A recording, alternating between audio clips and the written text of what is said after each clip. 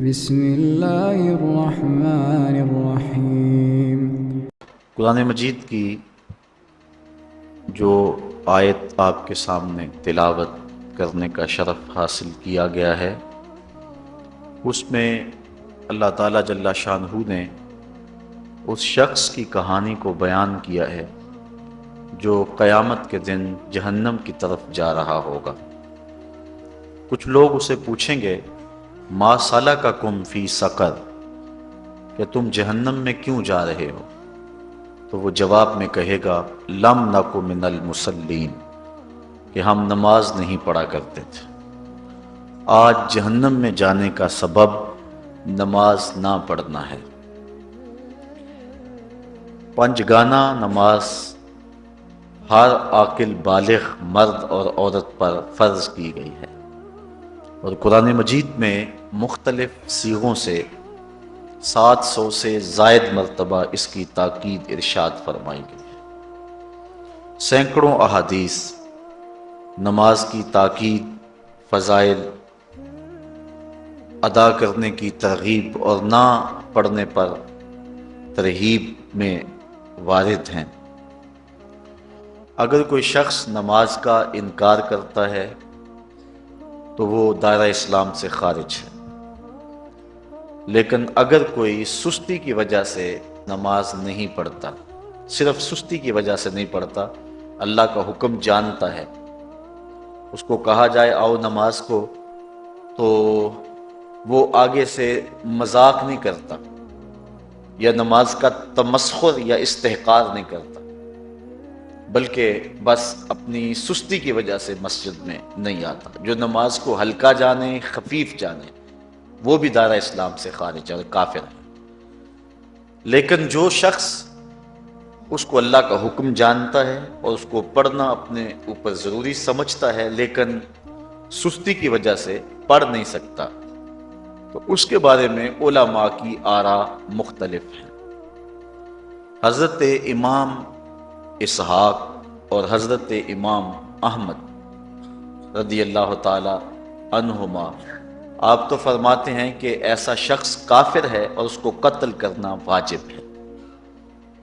حضرت امام مالک کا قول ہے کہ، اور امام شافعی کا بھی یہی قول ہے، وہ بھی کہتے ہیں کہ اس کو قتل کیا جائے گا اور بطور حد قتل کیا جائے گا۔ حضرت امام اعظم امام ابو حنیفہ علیہ رحمہ آپ فرماتے ہیں کہ بے نمازی کو قتل نہیں کیا جائے گا، بلکہ اس پر تعزیر نافذ ہو۔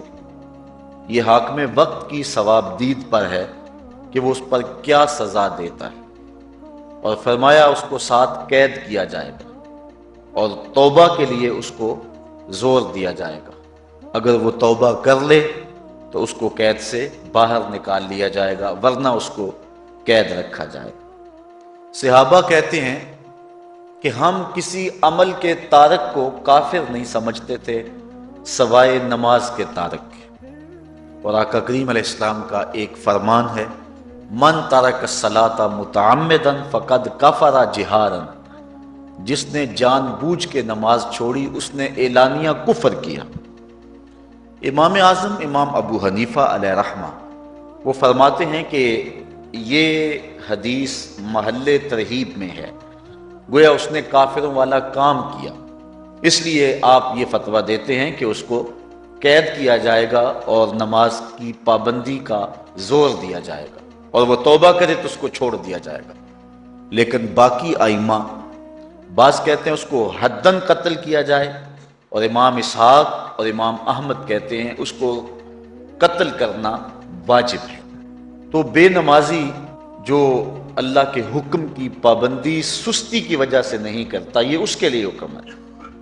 جو شخص تحقیر کرتا ہے نماز کی، ہلکا جانتا ہے، تمسخر اڑاتا ہے یا اس کا انکار کرتا ہے، تو اس کے بارے میں علماء کے اندر کوئی اختلاف نہیں ہے، وہ ائمہ اربعہ کے نزدیک کافر ہے، دائرہ اسلام سے خارج ہے، مرتد ہے۔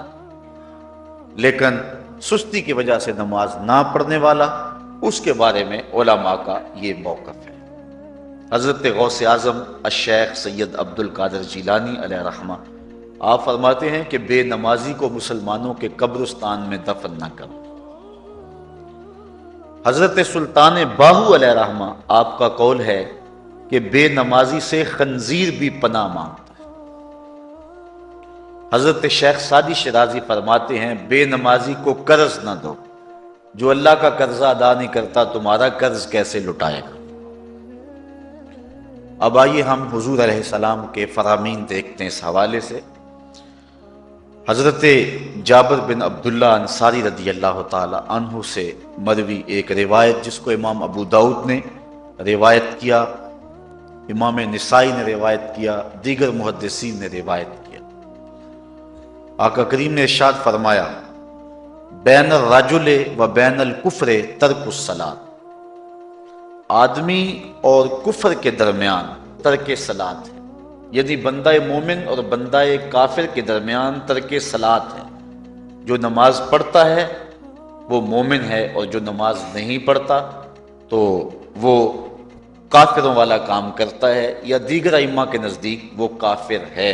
یہ ترہیباً نہیں بلکہ یہ حکم ہے۔ اور حضرت نبی رحمت صلی اللہ علیہ وسلم کا ایک دوسرا فرمان ان الفاظ کے ساتھ ہے بین الرجل و بین الشرک والکفر ترک الصلاۃ، شرک و کفر اور بندہ مومن کے درمیان نماز ترک کرنا ہے۔ حضرت امام ابن ماجہ نے ان الفاظ کے ساتھ روایت کو نقل کیا ہے بین الکفر والایمان ترک الصلاۃ، ایمان اور کفر کے درمیان نماز کا ترک کرنا ہے۔ اور آقا کریم علیہ السلام کا وہ فرمان جو حضرت انس سے مروی ہے، جس کو طبرانی نے اپنی موجم میں لکھا، بھی آپ کے سامنے میں نے رکھا، کہ حضور نے فرمایا من ترک الصلاۃ متعمدا فقد کفر جہادا، جس نے جان بوجھ کے نماز چھوڑی اس نے اعلانیہ کفر کیا۔ حضرت ابو ہریرہ رضی اللہ تعالی عنہ سے ایک روایت ہے کہ وہ فرماتے ہیں لا سہم فی الاسلام لمن لا صلاۃ ولا صلاۃ لمن لا وضوء لہ، کہ اس شخص کا اسلام میں کوئی حصہ نہیں ہے جو نماز نہیں پڑھتا، اور اس شخص کا نماز میں کوئی حصہ نہیں ہے جو وضو نہیں کرتا۔ وضو کے بغیر نماز نہیں ہوتی، اور نماز کے بغیر اسلام نہیں ہوتا۔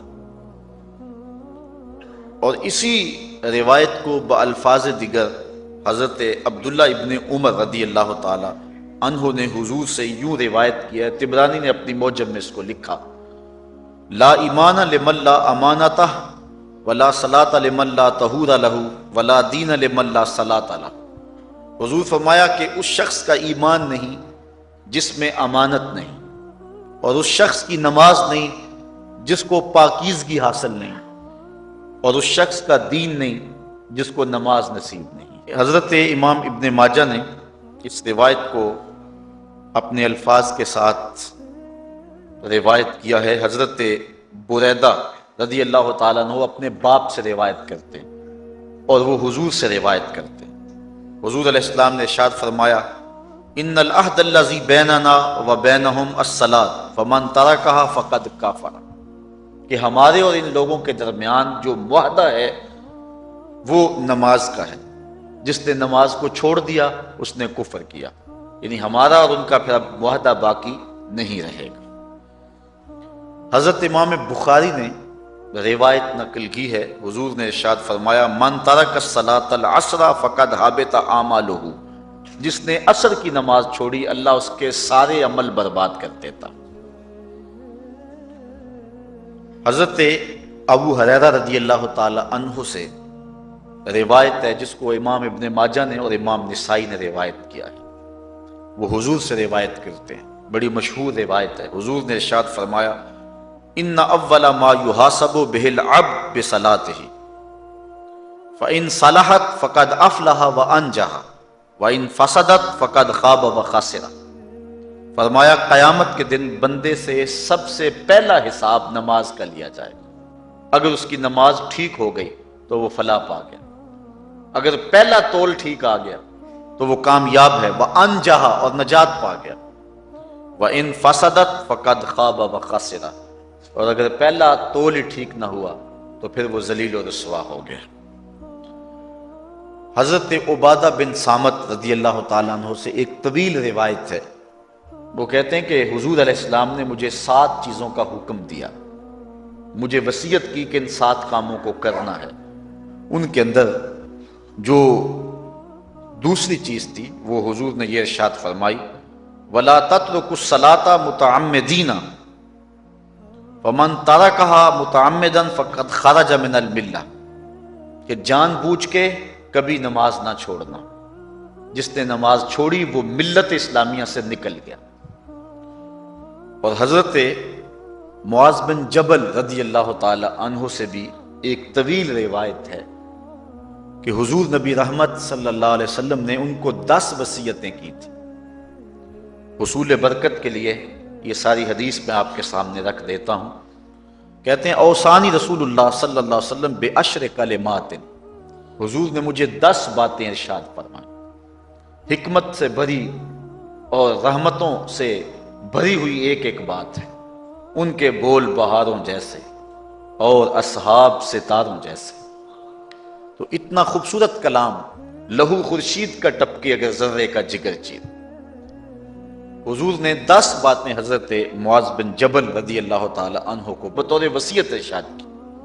کہتے ہیں کالا، حضور نے مجھے کہا، ارشاد کیا، لا تشرک باللہ شیئا وان قتلت وحرقت، اللہ کے ساتھ کسی کو شریک نہ ٹھہرانا، اگرچہ تجھے قتل بھی کیا جائے اور تجھے آگ میں جلا بھی دیا جائے، کبھی بھی اللہ کے ساتھ شریک نہ ٹھہرانا.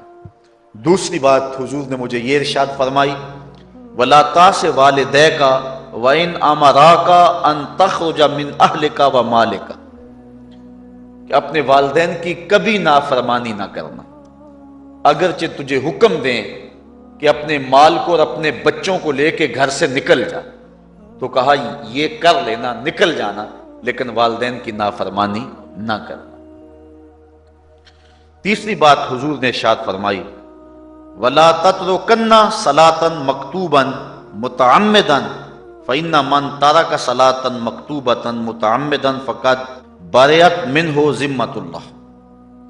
فرمایا اے معاذ بن جبل، فرض نماز جان بوجھ کر کبھی بھی نہ چھوڑنا، زندگی میں کبھی نہ ہو کہ تجھ سے فرض نماز چھوٹے.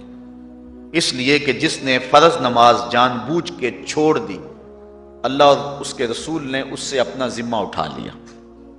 اب وہ جدھر مرضی جائے، اللہ نے جو ذمہ لیا ہوا ہے مومن کا، اللہ اٹھا لیتا ہے. چوتھی چیز حضور نے جو ارشاد فرمائی وَلَا تَشْرِبَنَّ خَمْرًا فَإِنَّهُ رَأْسُ كُلِّ فَاحِشَةٍ، اے معاذ بن جبل، زندگی میں کبھی بھی شراب نہ پینا، ہر بے حیائی کی جڑ ہے اور بنیاد ہے شراب. پانچویں چیز کہتے ہیں حضور نے جو مجھے ارشاد فرمائی وہ یہ تھی وَإِيَّاكَ وَالْمَعْصِيَةَ فَإِنَّ بِالْمَعْصِيَةِ حَلَّ سَخَطُ اللَّهِ، کہا کبھی اللہ کی نافرمانی نہ کرنا. اللہ کی نافرمانی سے اللہ کی ناراضگی مول لینے والی بات ہے. اللہ تعالیٰ کی معصیت سے اس کی ناراضگی جائز ہو جاتی ہے، حلال ہو جاتی ہے. اور چھٹی چیز کہتے ہیں حضور نے یوں ارشاد فرمائی وَإِيَّاكَ وَالْفِرَارَ مِنَ الزَّهْرِ وَإِنْ هَلَكَ النَّاسِ، کہا جب محاذ پہ ڈٹا ہونا تو کبھی پیٹھ نہ پھیرنا، اگرچہ لاشیں جو ہیں وہ گر رہی ہوں اور لوگ ہلاک ہو رہے ہوں، سارے لشکر کے ہلاک ہو جانے کا ڈر بھی ہو، لیکن کہا معاذ بن جبل میں تمہیں وصیت کرتا ہوں کبھی پیٹھ پھیر کے بھاگنا نہیں ہے. حضور نے کہتے ہیں مجھے جو 7ویں چیز ارشاد فرمائی وہ یہ تھی وَإِنْ أَصَابَ النَّاسَ مَوْتٌ فَاصْبُتْ، اگر تو کسی ایسے علاقے میں رہتا ہو جہاں موت آ جائے، کوئی بیماری آ جائے موت والی، تو علاقہ چھوڑ کے بھاگنا نہ، وہیں رہنا. تیری قسمت میں زندگی ہوئی، تجھے کوئی موت دے نہیں سکتا، اور اگر موت تیرے لیے لکھی گئی ہے تو جہاں مرضی چلا جائے تو موت سے بچ نہیں سکتا. اس لیے ایسے مقام سے بھاگ کر نہ جانا، وہیں ڈٹے رہنا اور وہیں رکے رہنا. 8ویں چیز کہتے ہیں حضور نے مجھے ارشاد فرمائی وَأَنفِقْ عَلَىٰ أَهْلِكَ مِن طَوْلِكَ، کہا اللہ نے تجھے جو وسعت دی ہے، تجھے جو مال دیا ہے، اس کو اپنی اولاد پر کھل کے خرچ کرنا، اپنی اولاد سے بخل نہ کرنا. اولاد کے معاملے کے اندر جہاں ان کی ضرورت ہو اس کو کھل کے پورا کرنا ہے۔ اور حضور نے 9ویں بات جو ارشاد فرمائی وہ یہ تھی وَلَا تَرْفَعْ عَنْهُمْ عَصَاكَ أَدَبًا، اپنی اولاد کو ادب سکھانے کے لیے ڈنڈا نہ چھوڑنا، عصا ہمیشہ لٹکا کے رکھنا، کوڑا باندھ کے رکھنا۔ اور 10ویں چیز کہتے ہیں حضور نے جو مجھے ارشاد فرمائی وَأَخْفِهِمْ فِي اللَّهِ، اپنی اولاد کے دل میں اللہ کا خوف ڈالتے رہنا، اللہ کا ڈر پیدا کرنا اپنی اولاد کے اندر۔ تو نے اپنی اولاد کو یونیورسٹی اور کالجوں تک پہنچایا، بیرون ملک سے بھی تعلیم دلوائی، لیکن اللہ کا خوف نہ سکھایا۔ اللہ کا خوف سکھانا اپنی اولاد کو، ایسے لوگوں کی صحبت میں بٹھانا جن کی صحبت میں بیٹھ کر اللہ کا خوف پیدا ہو جائے، ان کو ایسی کتابیں لا کے دینا کہ جن سے خشیت الہی ان کے سینے میں پیدا ہو۔ اگر تو نے سب کچھ دے دیا، عالی نسب بنگلے دے دی اپنی اولاد کو، تو نے جو ہے وہ بہت اچھی تعلیم دلوا دی اپنی اولاد کو، دنیاوی سوسائٹی کے اندر ان کا وقار بہت بلند ہو گیا، تو نے سب کچھ دے دیا اپنی اولاد کو، اللہ کا خوف نہیں دیا تو کچھ بھی نہیں دیا۔ تو حضور نے جو 10ویں وصیت حضرت معاذ بن جبل کو کی وہ یہ ہے کہ انہیں اللہ سے ڈراتے رہنا، اللہ تعالیٰ کا خوف، ان کی خشیت ان کے سینے میں پیدا کرنا۔ اللہ اکبر۔ حضور کا ایک اور فرمان سنیے، حضور نے فرمایا کہ جو شخص نماز چھوڑتا ہے، ایک طویل حدیث ہے جس کا یہ حصہ ہے، وَقَانَ يَوْمَ الْقِيَامَةِ مَعَ قَارُونَ وَفِرْعَوْنَ وَحَامَانَ وَأُبَيِّ بْنِ خَلَف، جو نماز ترک کرتا ہے قیامت کے دن قارون کے ساتھ، فرعون کے ساتھ، حامان کے ساتھ اور ابی ابن خلف کے ساتھ کھڑا کر دیا جائے گا۔ جس صف میں اللہ کے دشمن کھڑے ہوئے ہوں گے، بے نوازی کو بھی اس صف میں کھڑا کر دیا جائے گا۔ کتنی رسوائی، کتنی ذلت ہے۔ کوئی بندہ یہ گوارا کرتا ہے کہ مجھے اس صف میں کھڑا کر دیا جائے جس میں دشمنان خدا کھڑے ہوں، دشمنان رسول کھڑے ہوں، میری کوئی بہن، میری کوئی بیٹی، کیا یہ گوارا کر سکتی ہے کہ اس کو حضور پہ کانٹے پھینکنے والی ام جمیل کے ساتھ کھڑا کر دیا جائے، اس کو حضور کو اذیت دینے والی عورتوں کے ساتھ کھڑا کر دیا جائے؟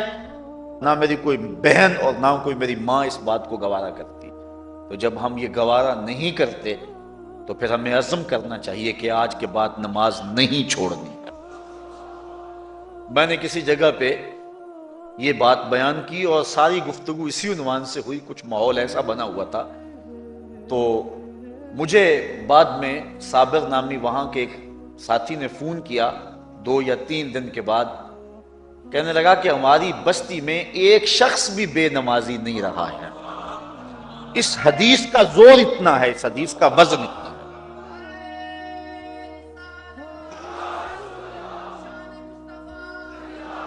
تو کوئی شخص یہ گوارا کرتا ہے کہ مجھے دشمنان خدا کی صف میں کھڑا کر دیا جائے، جن دشمنوں کے چہروں پہ تارکول ملی ہوئی ہوگی اور ان پر لعنتیں برس رہی ہوں گی، اور دنیا کے اوپر سب سے رسوائی زیادہ ان لوگوں کو ہوگی، تو کوئی شخص بھی یہ گوارا نہیں کرتا۔ ہم تو ان کے سائے سے بھی بچنا چاہتے ہیں۔